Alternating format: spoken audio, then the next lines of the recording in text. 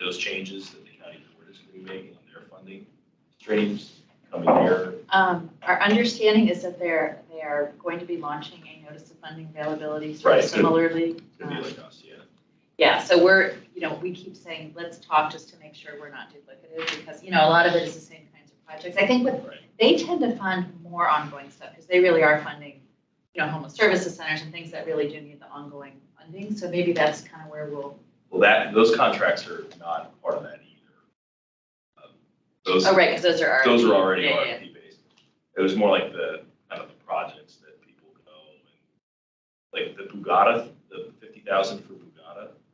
We have a purview over that, but I think it's funded through the general fund.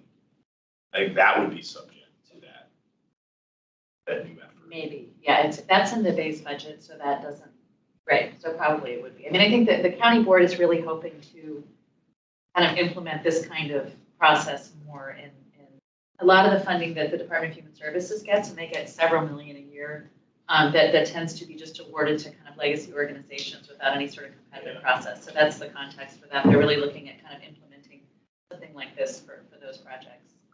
Right. And actually, another fun fact, we recently learned they're also going to be implementing there's a food security strategic plan that the county has adopted last year that came out of COVID.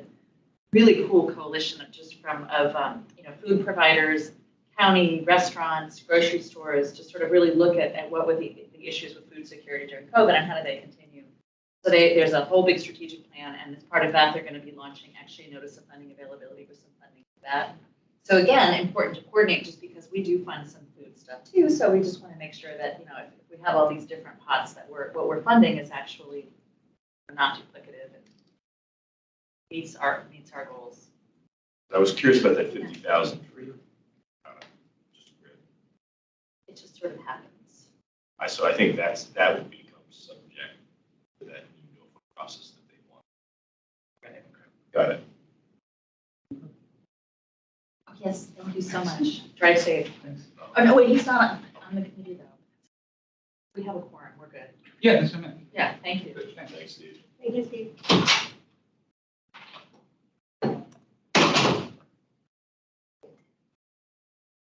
That covers item 1 or item 2. It's kind of item 3, or we're done with item 3. They're kind of interrelated. So, I mean, the budget recommendations are included in the action plan, and the action plan includes the budget recommendations. So, yeah, I think if there aren't any other questions, you guys can vote. The action would be to recommend approval of the action plan by the county board.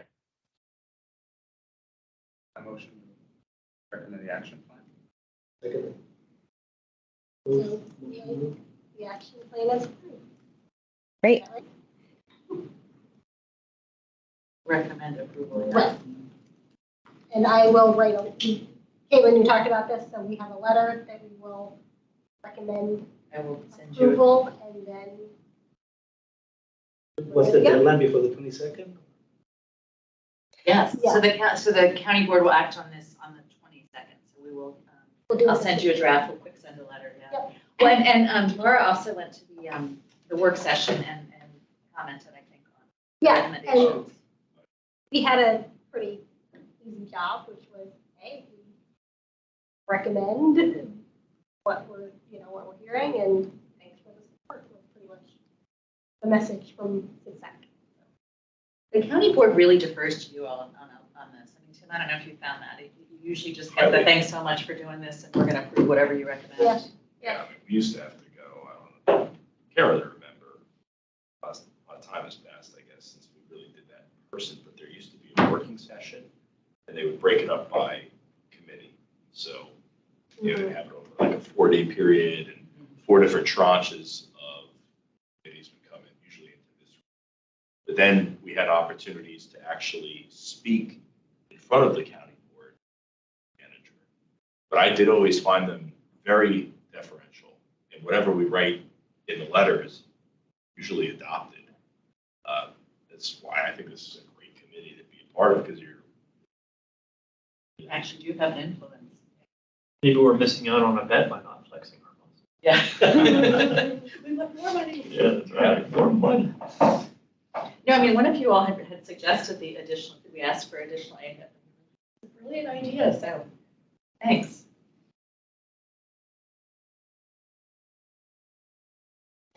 Next item is, I think we are welcoming Matt Fitzgerald. He's gonna give us some CSBG Words of wisdom. updates and program priorities. Do you want me to tell them your story, or do you want to? So many of you have met Matt. He actually works for the state office and was our program monitor for a long time, and has since been promoted to an office that has since reshuffled, and it's now called the Office of Economic Opportunity.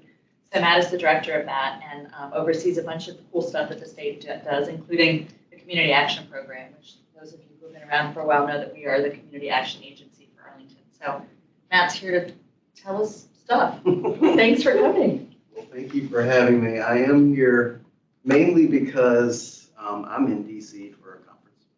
And I've been going around the state just meeting with different boards.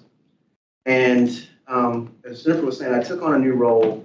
The Office of Economic Opportunity has the CSBG State Office, which administers community action agencies. We have the Neighborhood Assistance Program, which is tax credits to nonprofits to increase their fundraising through tax credits to the donor. And we have like a whole lot of kind of miscellaneous programs that tie a lot into community action, but aren't necessarily always funded through it. They're mainly around things like tax preparation so that we can create assets for families, financial empowerment broadly. And we're doing a lot of work to try to create some toolkits. So, since the pandemic, we have seen a lot of different issues in agencies, boards, just kind of burnout and all the kind of things that come with the service that you give to your community. And I've just been going around kind of trying to get a feel for how boards are doing and share some information from our office to talk about kind of some of the things that are going on in our office specifically and in the state, just get some feedback from you. So this is, I don't mean to take a whole lot of your time. Just wanted to take the opportunity to be able to meet with you and kind of talk. So that's my purpose. So CAGs, are we the only or one of maybe only two that is not a nonprofit, right? Most of them are nonprofits that handle affairs for a specific region, like Skyline does kind of the Charlottesville area. We're somewhat unique in that we're a county appointed. Is that correct? Correct. There's 6. So you're considered a public cap, which means it's usually situated within the local government. You're one of 6. Oh, there's 6. Yeah, there's 6. There's 3 in Northern Virginia. It's you, Alexandria, and Fairfax. And then there's CAPSAW, which is kind of a unique cap. They're in the Stanton, Augusta, Waynesboro area. They really only have one employee, who's the ED, but she coordinates the work in those 3 counties through a bunch of sub-recipients, basically grants out all the funds. And then there's Powhatan and Goochland counties in the Richmond area, which are public caps run directly out of the DSS. So yes, you're very unique in that public caps have a whole lot of different things. Advisory committee, more so as a board, work a lot of times done through sub-recipients. There's differences in the organizational standards. The requirements are very different. Financial expectations are different. You don't have the same governance responsibilities. How many CAGs are there across the Commonwealth? Total community action agencies. So there's technically 28 that are considered real eligible entities, actual community action agencies, 22 private nonprofits, 6 publics. And then there's 3 what are considered statewide organizations. They're not technically community action agencies, but they receive the 5% discretionary funds that come to the state. They're Project Discovery, which HC does. Project Discovery, which does high school students going to college, doing care for that. Virginia Cares, which is working with returning citizens, which I know y'all have OAR, right? So they're aligned with them, but not the same program. And then CDCAC, which is water, wastewater. So those 3 aren't technically community action agencies, but they're part of the network. They primarily work within other community action agencies. Their program is run by other community action agencies. Don't we have a Discovery? Yeah. Yeah. So our Project Discovery program is run by HC. Right. So that's how we participate in that one. We don't participate in either the CDCAC or, CDCAC. thank you, because we have the water is really not an issue here for us. I mean, they do a lot with wastewater and sewage, and then OAR, really, we got to give them funding to do a lot of the recidivism, incarceration stuff. I actually work with CDCAC in my day job. 'Cause I work for, I'm a contractor for the Office of Community Services. Who offers, Do you work with Hope? No. Oh. No, but they have a grant that goes to CDCAC for wastewater. Interesting. Yeah, CDCAC is probably the most unique of the three statewide because they do work not only in Virginia, I think they're in 8 other states, Yeah. but they do work statewide and they do a lot of building water, wastewater systems, but they also give loans out. So there's probably like people in your community that work with them. And they work very rural too, right? Yeah, absolutely. And we work closely with all of them. And a cool thing about being part of a community action agency is that we have frequent meetings and we're different, but we're similar in a lot of ways. And we can talk about issues around the state and we communicate quite a lot with the other public caps. So it's a good network. Yeah, absolutely. And we always try to look for opportunities, but it is hard. And if there's anything that you come up with as a board, I have a list of a couple of things from Cap Law that maybe you've already seen, but they're trainings that were created by them for public caps. So I can share those with y'all. And then I just wanted to cover a couple of the projects that are going on. These, I understand that you're a situation, you might not prioritize this because you give money directly to specific agencies or do work within, but I wanted you to be aware of kind of what's going on. I think some of them will touch you anyway.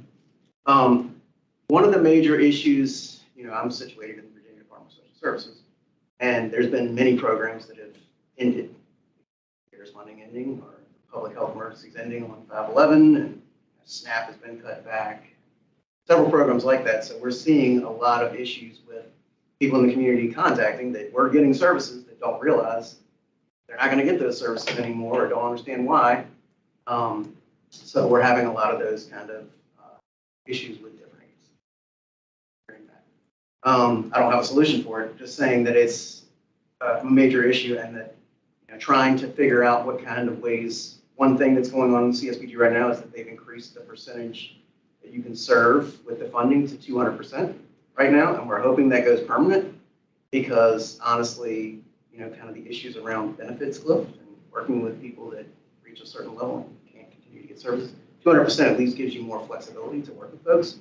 But right now, What is 200% of the federal poverty level? like what number is it at right now? Or Maybe explain what that means and what the number is. yeah, it's a number generated by HHS, and it's based on what the median income is in an area, and at 200%, you would be at that. So it's usually right around $45,000, $50,000 for 200%. Way lower for a 125, probably in the 30,000 range. So you end up with folks that really, if you were to get a better job or something like that, you would end up not being able to access services at 125%. More services to deliver.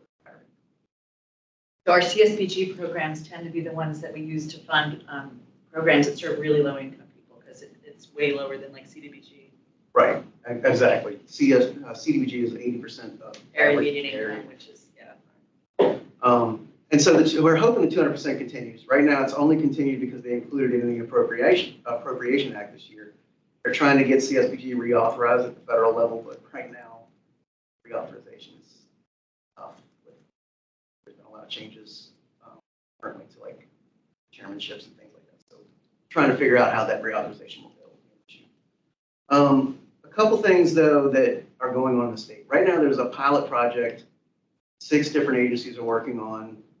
It's called the Whole Family Pilot Project. And those 6 agencies have hired a family coach or mentor that work with 10 to 15 families specifically to deliver intensive services to all members of the family. They do this life assessment test, develop goals with the family, and then work with a bunch of community partners to deliver services. This is definitely going to be something, it ends, we have 1 more year of the pilot, but the network is seeking funds to advance whole family broadly.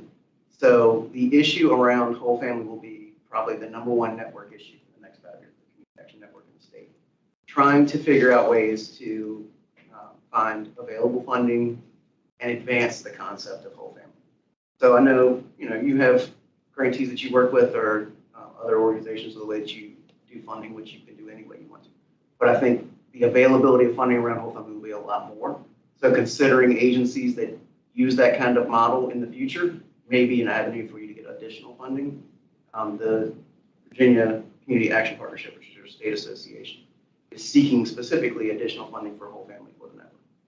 So I don't know if y'all have partners already that y'all work with, that you kind of model the whole family I mean, concept. yes, but maybe you could say a little bit more about what the whole family concept is. Yeah, I mean, it's two parts. It's philosophy. Like, it's the whole agency changes what they do. They don't work with silos. Programs aren't listed as programs, really. They talk across and share data across and make sure that the families that they work with have access to things like social capital and trying to consider holistically the way you work. So like your data programs wouldn't work with an individual program. They would do work with each individual family to cross them across to everything that you do. It's more like conceptual, but there are individual elements like the family coaching and mentoring that are kind of cornerstones that we are trying to start with because they make entry into it a little easier. You know, if you're able to have a specific thing that does that whole family concept working to attach someone to a bunch of different services, that gives you an entry into it instead of looking at revamping everything your agency does, which would be about a 10-year process. So that's kind of the hard concept is trying to figure out which side Virginia wants to go towards as a network, because everybody wants to get immediate funds to do something specific, you know, hire a person to do data entry or whatever it might be, instead of kind of revamping everything. So broadly, it's a philosophy about changing the way you're able. And the philosophy is really that poverty is generational. So Absolutely. you can't just, work with the parents or the kids or whatever. So we actually, those of you who did the CD tour last year, remember we went to Gillian Place, which is the APA Affordable Housing Development. And they're actually a great example of a whole family approach because, they have their resident services programs that serves adults and kids. They also have the La Cocina program where, entrepreneurs can learn how to create cooking businesses, or you can learn how to work in a restaurant. And then they also have Aspire there, which works with kids after school. So they really look at sort of all the different ways they can serve families. So I think that's kind of what, the way we do that is we work with different sub-recipients, but a lot of them are really going in that direction, that really you're not just serving this person in the family.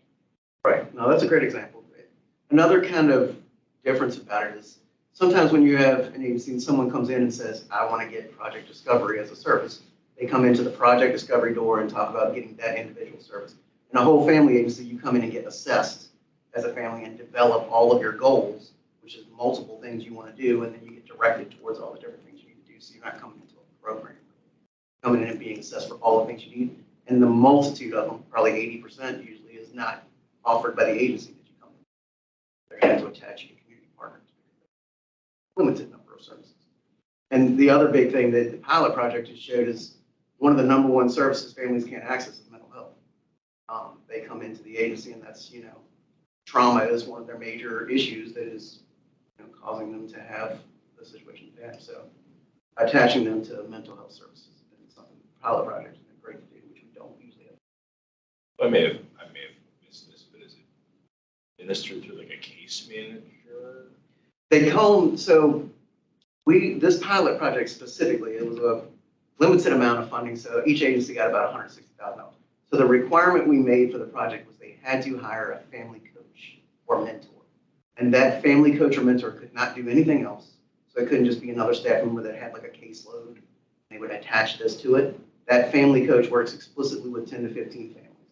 And they work in a cohort. So basically those 6 coaches meet monthly. We have a program manager that kind of leads them through these meetings, and they talk about the things that they're encountering and try to figure out solutions to it. So it's about the work itself with working with families, but it's also going to be an evaluation at the end that says like some of these practices led to. We're hoping it'll give us some, do we want to do something else with family coaches specifically going forward? So they would all family, all members, and figure out where, instead of having them tell you where they think they need help, you have where they have gaps or they have issues. Actually, the other way around. So you sit down with them and it's a life assessment tool. And you go through like a matrix and you talk about like with your housing situation, where are you at? And they talk about where they want to be. And so they set goals for themselves, and then you talk to them about what available services there are and where they would go.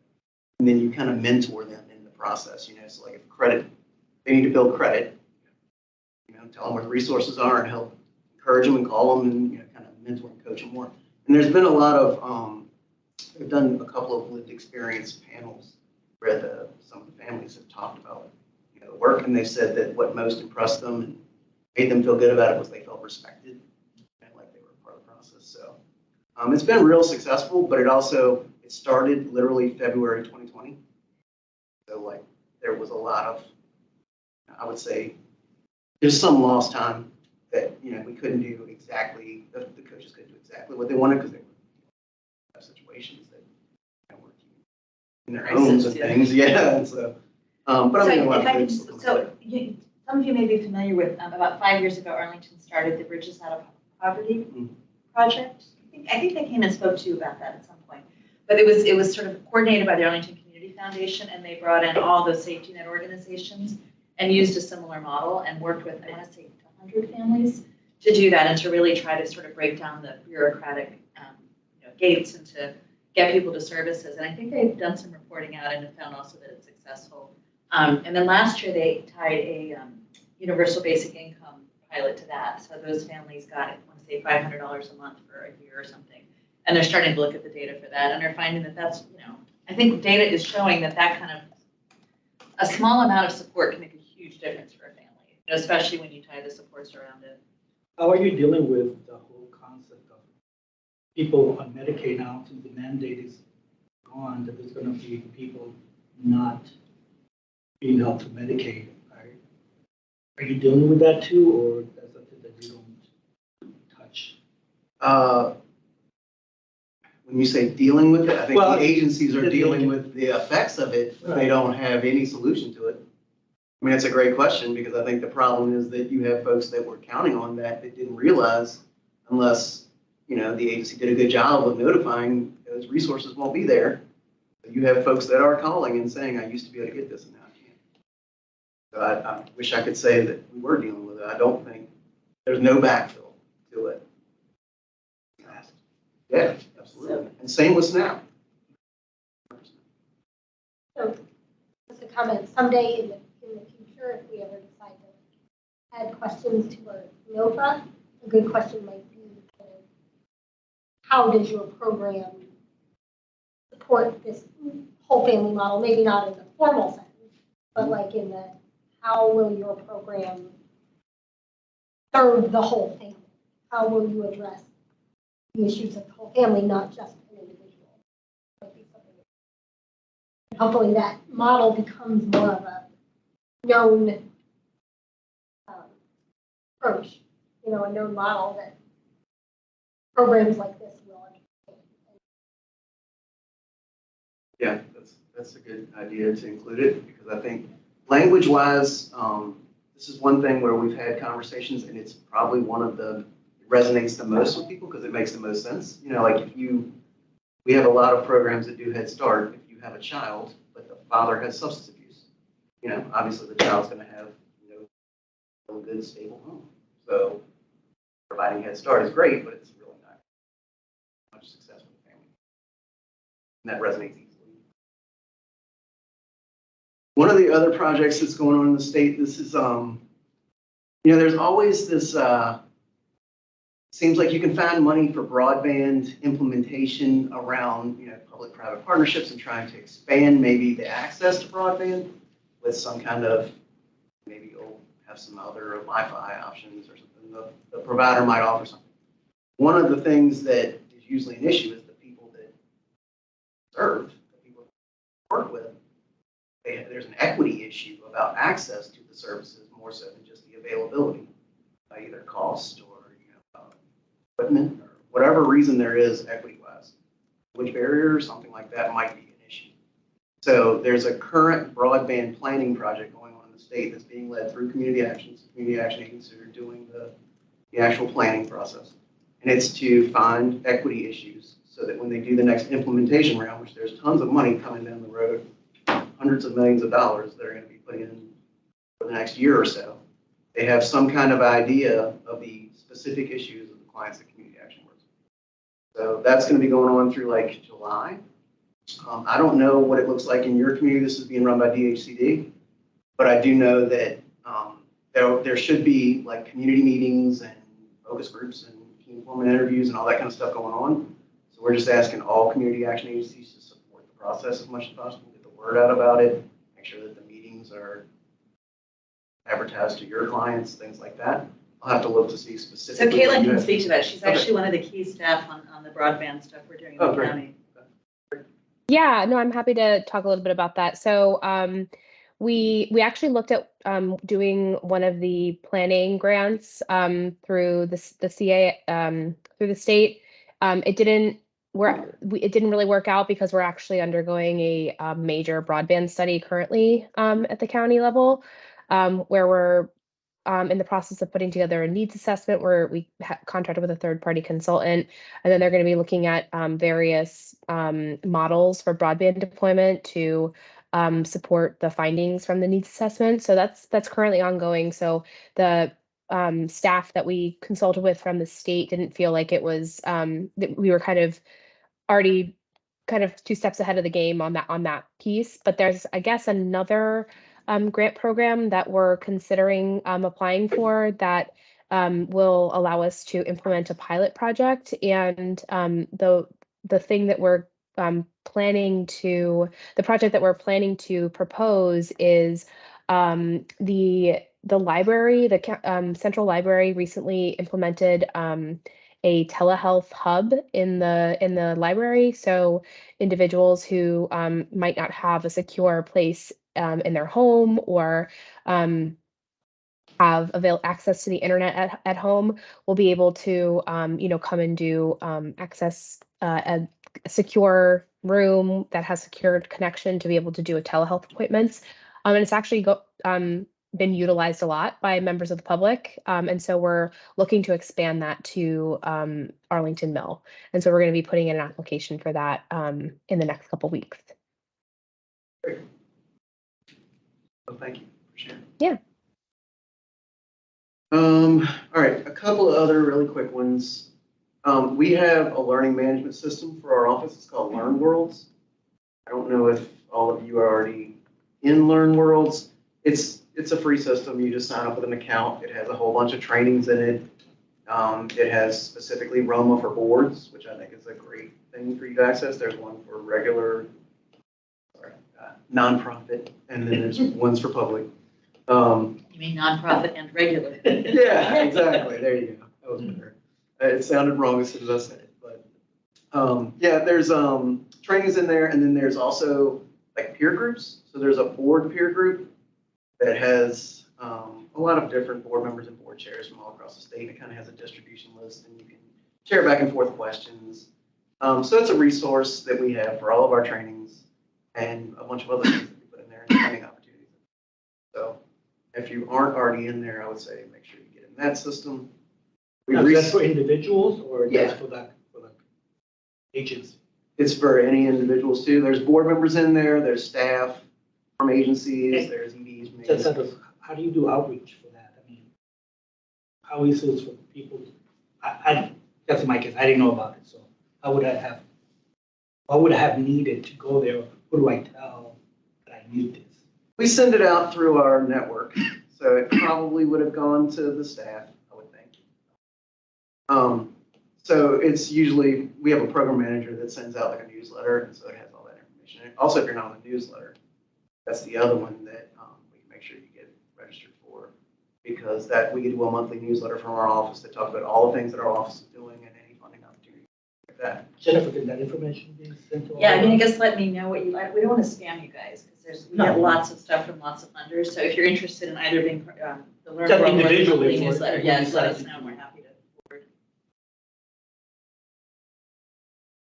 forward. So those two tools, we recently did a board training that was regional, again, nonprofit. But there was, I think Arlington folks came. There were some public boards. Alexandria did. There were several folks from Alexandria. And they were real engaged. So I think, like we might offer that again. It was a regional training that we basically it is a full day. I understand. Yeah, everybody has lots going on. So a full day is a long training. But it was based on like giving specific examples at table work beyond just governance and conversation around community action, so that you could talk about specific issues with other board members. So, I mean, we could maybe consider doing something, a shorter one that would be like a public cap board meeting, so y'all could talk with other public cap board members, if that would be something you're interested in. So we could look to develop So some. it's positive, so that you're, I mean, I don't see anything negative to that. If nothing else, we could do it for you, Fairfax and Alexandria, because then it would be pretty consolidated, you know, if others want to come up. Great. We did that a number of years ago. Yeah, Were you I think here we then? did. I think we did. We did a training over in Fairfax. It was. Yeah, we did do something. It's been quite a few years. So. Since we can't even remember what we did. Yeah, But it was exactly. really good. I know I came and talked to, I don't remember how many, but I know that there's opportunity, because this was our former director that like developed a really nice curriculum. So like we could develop something very nice for you and do it in a specific time, so it's worth your time, and not 6 or 8 hours. That's something we would like to do. So those are the main issues that I wanted to bring up. I mean, I was pretty interested in, I would love to, if Bridges Out Poverty had a report or something out of the work that they did, or that UBI, I would love to see that. The number one thing going on in our office right now is we have 2 vistas, 2 AmeriCorps vistas that are working in our office. And There is a report. It is a report? I'm Okay, actually great. looking at it right now. It says, view the 200 Bridges pilot program started by Arlington County DHS, Arlington Community Foundation, the 13-slide presentation. Yeah. Love to see that, thank you. We have 2 AmeriCorps vistas that are serving right now.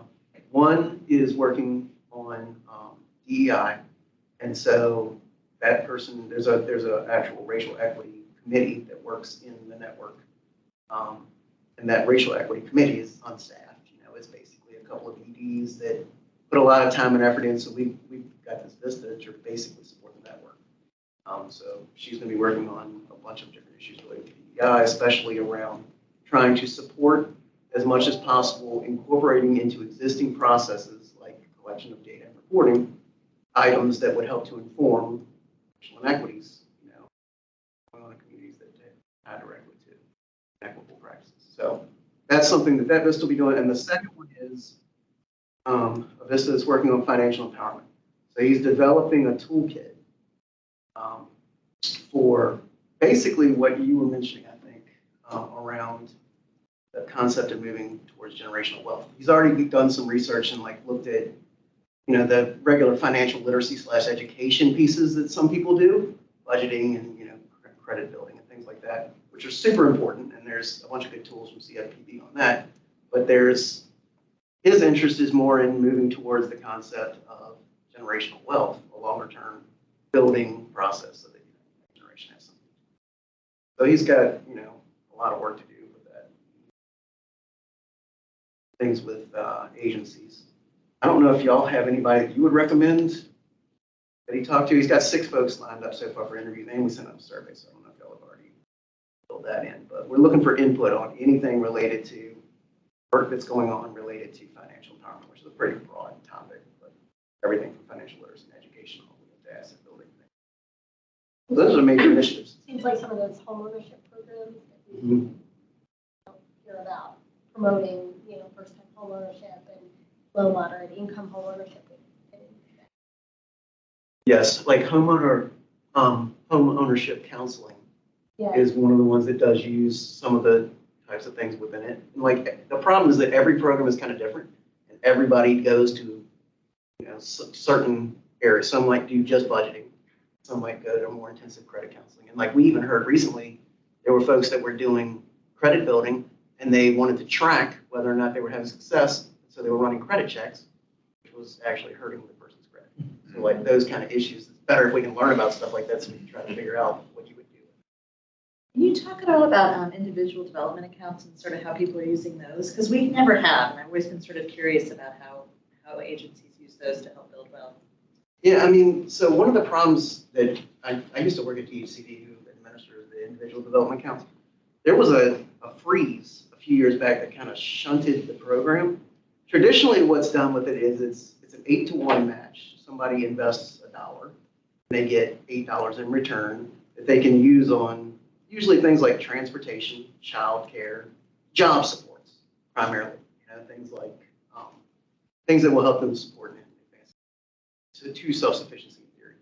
And so they get this bank account through DHCD that enables them to do the saving. And then, they have some specific requirements they have to meet, like if the goal is towards advancing in their job, they might have to do some specific job training.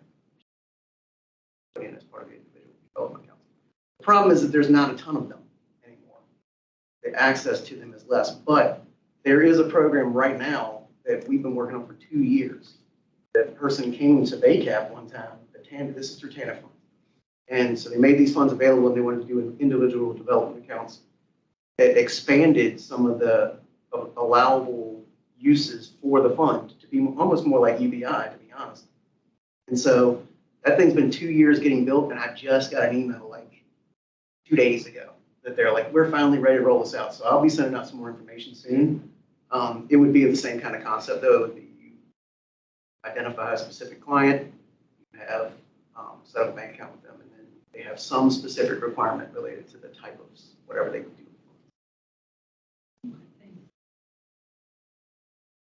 So that was the major things I wanted to bring up. I don't know if there's any other questions, things you want me to. I would love to hear later after y'all have more thoughts on things we could do. I mean, I'd love to do that training I talked about, or anything we can do to support.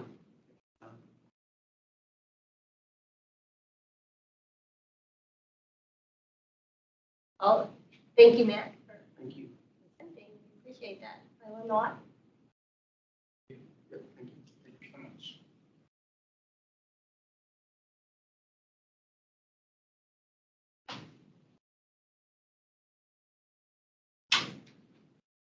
Thank you so much, Matt. Laura, did you want to move on to chair's report? Yeah, I think that was up for our main agenda item.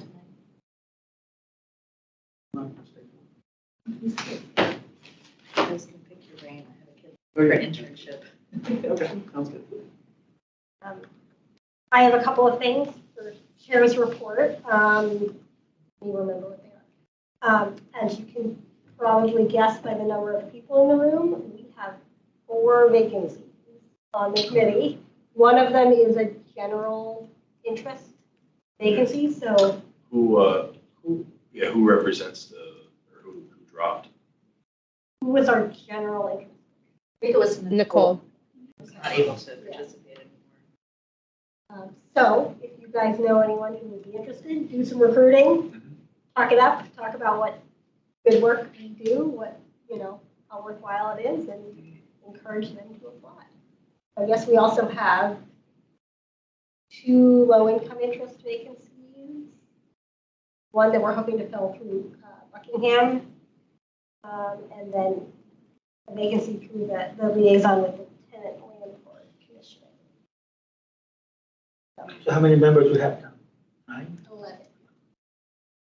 So our goal is to get 6 people in the room every month. Keep that in mind. So we have 11. We were allotted 15, or did we change it? I think it's 13, right? Changed it to 13. It's 15 now, but we also, Mike Tully also had to step down from the committee. Okay. I thought we had. I'm sorry? It was originally 19, I think. Right, Caitlin? Yeah, I think it was 19. Yep. And then we moved it to 15. And I thought we went down to 13. I thought we did too. Are we 15, Caitlin? Yeah, there's 5 people or 5 slots in each category. So we've got 11. There is a requirement that you have 5 reads. Yeah, so I think it was 15. But that's That's a high number. Are any other committees or commissions having similar Human challenges? rights. Yeah.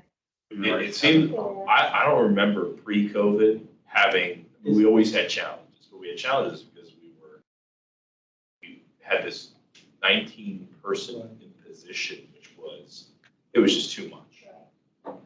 But we were pretty good for a period of time at 15. It would seem as though post-COVID, though, things have changed. Yeah, And they change in every committee, but we have the same problem with human rights.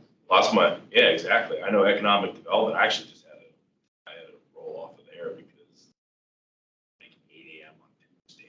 And my work, I have a standing meeting now, so there's vacancies in economic development as Tenant well. Landlord Commission too has several.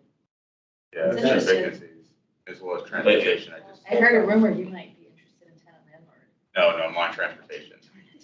We got like multiple people do the same thing, so. You start talking up every Yeah. committee. Really, What's Caitlin, so We gotta Jennifer, make one. is it worth maybe raising this to the county board to say, hey, look, like, everybody have problems here. What do they suggest? And maybe if there was more flexibility in the mode that people could participate, that, I mean, if it's just us having a problem, okay. It's we not. It's not. pretty And wide. the public meeting rules are dictated by the state of Virginia. We Yeah. don't really have a lot of And do you control over all find that. it frustrating that you have to come in person? It can be an inconvenience, especially with people with families. Like I have a friend who has a young child and he can't be here now, right? Like this Yeah. period of time he has to go Yeah. home and make dinner and do something. It's kind of silly to impose this restriction. Totally get it. It doesn't serve any real purpose, in my opinion. But that's always the problem we've had, and even pre-COVID, even 10 years ago. We're 19, but everybody made an effort. I think COVID has changed our mindset that we could do it online and it's easy and we can have quorums and we can vote, but we can't do any of that anymore. So people don't want to be members, be part of commissions. And I don't know how they are in any other counties.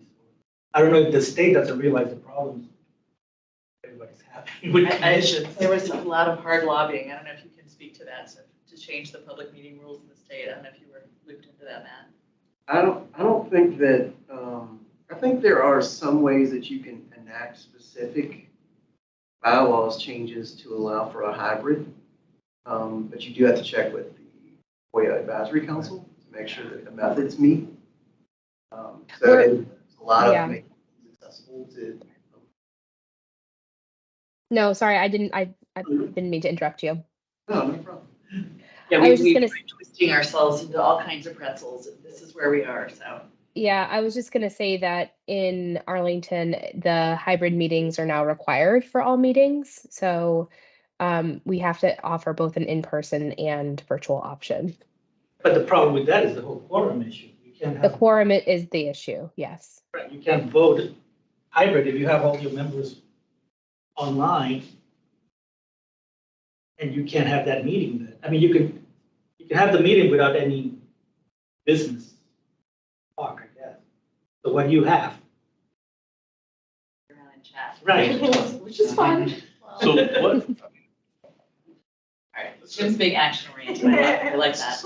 It's a bit of a, not radical idea, I don't have that much creativity, but what if you had different types of members? Where we had 9 like, official members, you had 6 that were rotating or whatever, and we shifted based on people's schedules. So 1 month, I'm a voting member, whatever. Another month, because I can't make it, somebody else takes that role, that responsibility, becomes a voting member. It would decrease the quorum requirement, right? Right. And you get down to like 5. Maybe that's a little more reasonable. I don't know, but I'm thinking like some sort of rotating assignment where we try to have 12 to 15 members. I can predict what the county attorney's office will say to that, but I mean, it's worth bringing up. Which I know is- you guys are unique also in that you have to do this tripartite thing. So you have to have like a third of these different kinds of members. So, which is an added complication that y'all have that none of the other commissions The do. county attorney's office can help us recruit. Maybe they got some Yeah. ideas on how we can do that. The county attorney's office helping is not usually there. It There- seems like they need Forte. a countywide marketing campaign to get people. But that's been the problem with Well, and every board members commission. tend to be pretty good about recruiting when they're out in the community, but we can certainly, if you want to raise it to the board, who's our board? Caucus? And I think you met with him and said, please, when you're out there recruiting, find people. And he's offered to help. I'll loop back with him. Well, Remind him they were struggling to get people. I like your idea, Tim, but it's like Jennifer says, That's we have probably this gonna apply. 333 issue. But unfortunately, it's not exclusive to the organizations. The nonprofits themselves are having a lot of trouble. Very hard. Do you think these people are burned out? I think they got used to it, I think it's personal, I think But it's. nonprofits can, I mean, you can have board meetings that are not in person. Oh, yeah, we have lots of flexibility. So what do you think the issue is? It's a great question. Work-life balance. Yeah, I think that's the biggest thing. And people, to your point earlier, got used to seeing how rational hybrid is, right? Like being able to balance your own personal responsibilities with your desire to serve publicly makes a lot of sense to think just about anyone. And so this imposed rule that doesn't offer a lot of flexibility really impedes recruitment, right? When people know, oh, like transportation, I have to get here and be here for about 2 hours. And then if I'm on another one, it's another 1.5 there too. And they're usually in the evening. So that makes it very difficult if you have these responsibilities. That's unfortunately really hard to work around. I'm sorry I don't have any solutions, but it's just a really tough position to be in. Yeah, I think. Well, and the sad part is that at the end of the day, like last thing, we end up canceling meetings. So it's not that we don't have residents or Arlingtonians, it's just that it's not gonna happen. So Well, when you're out and about, recruit people, tell them this is a great committee. Yeah. go ahead. Make them come here as opposed to anywhere else. That's right. What were you gonna say? Did you got a ruling from county attorney that said they had checked with somebody in the state was saying that you couldn't do it that way, or Which way? that you couldn't do like hybrid meetings, or that? Yes. We can do hybrid, in fact, we are required to do hybrid meetings, as Caitlin said, but the quorum has to be in person, so that's where the rub comes in. And for many of our commissions that have subcommittees, they also have to have an in-person quorum. So if it's a subcommittee of the whole, the way it used to be is if you had, like, the Housing Commission has a bricks and mortar subcommittee, and so whoever wanted to show up could. But now if a full quorum of the commission doesn't show up at that, they have to cancel. So it's made it actually more restrictive rather than less. Recruit. Yeah. A couple of other things. This one's pretty minor, but apparently there is a unveiling or ribbon cutting kind of Oh, yeah. event on the 12th for the At 3 to 6. new excitement. Go for downstairs. So they reached out they were hoping to get kind of a rep from each commission. Well, they sent a general email to all the commissioners. Okay, good, yeah. So if you end up going, and I can make you the exact reps in case I can't make it. So, What was it? The lobby. Unveiling. I'm sorry, when? the April 12th from 12th. 3 to I'll probably next be there. Wednesday. 3 to 6. What time is it? Yeah. There's 6 weeks. Yeah. The new library is gorgeous. If you Looks haven't been cool. there. Yeah. Whole lobby. Yeah, Yeah. nice. Last item, a little bit of a sad one. Many of you remember Larry Withers, who was a member of the committee for many, Oh, many years, geez. and I learned that he passed away. Oh, Just wanted to mention that, That's the folks second who remember member, him, Mhm. recognize the number of years that he served on. And on the Housing Thank Commission, you and he for was the on the welcome. board of AHC. He was a very engaged person. yeah. I Really heard about nice it on man. AHC. He missed. I think he was served on this commission until about 2019, I think.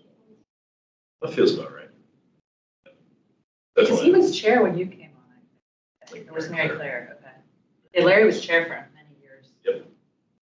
Yeah, he was the chair, and then Claire was the chair for many years. That's too bad. He was a good guy. Larry did a lot of good stuff for this commission in particular. There, do you have an address or something? I can probably get one. Okay. I- I'd like to send I a can- card.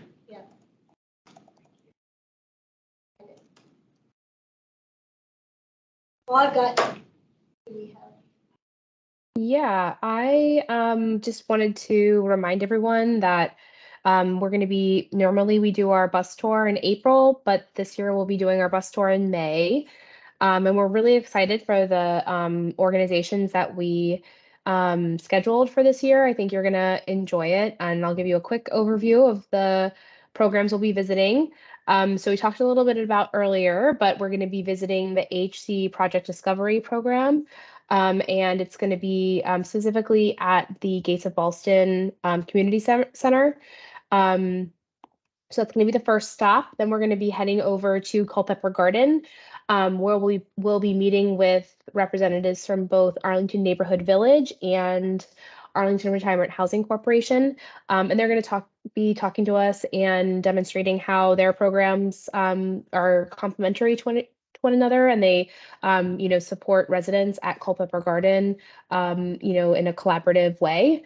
So that's pretty exciting as well. And then finally, we'll be doing a tour of the new project, The Cadence, which was partially funded with CDBG and home funds. And that is also in the Buckingham neighborhood. So it's going to be a pretty the bus tour we won't be going very far. It's all kind of in the same neighborhood, but it'll be cool to see some of those various projects. So we're really looking forward to it. So make sure you mark your calendars, plan to attend. The bus tour is going to start at 6 o'clock. It's going to leave from Bosman and we'll be meeting out by the flagpoles in the between the lobby and AMC, and we'll be ending at the regular time at 8 o'clock. May 3rd. May 3rd, so instead of our regularly scheduled next month meeting. Yep. This is our first in person. No, we did in person last year. For Yeah, 20 and 21 weeks.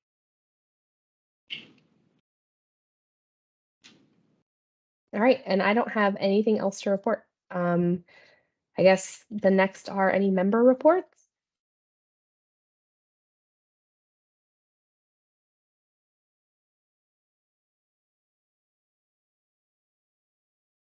All right.